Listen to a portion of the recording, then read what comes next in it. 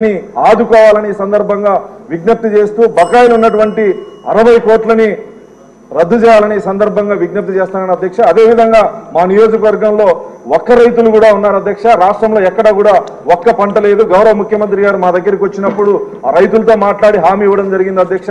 ఒక్క market yard ఏర్పాటు చేస్తామని, అదేవిధంగా ప్రాసెసింగ్ యూనిట్ కూడా ఏర్పాటు చేస్తామని హామీ ఇవ్వడం జరిగింది అధ్యక్ష. వీటిపైన గౌరవ మంత్రి గారు మీ ద్వారా సమాధానం చెప్పాలని విజ్ఞప్తి చేస్తున్నాను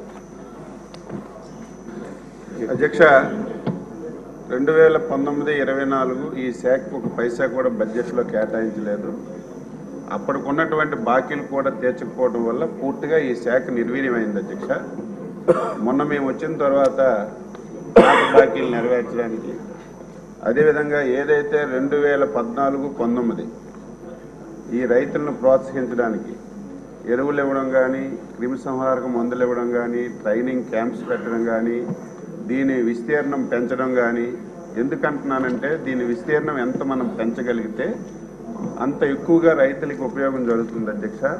ఎందుకంటే ఇది రాయలసీమ ప్రాంతంలో ఉంది. ఎక్కడైతే వాటర్ సోర్స్ చాలా తక్కువగా ఉంటుందో ఆ ప్రాంతంలో ఈరోజు ఈ మల్బరీ కానీ, సిల్క్ కానీ పండిస్తున్నారు. నేను ఎవరైతే సభ్యులు మన రాజుగారు అడిగారో మళ్ళీ పాత విధానాలన్నీ అమలు చేస్తాం. ఏదైతే కేంద్ర ప్రభుత్వం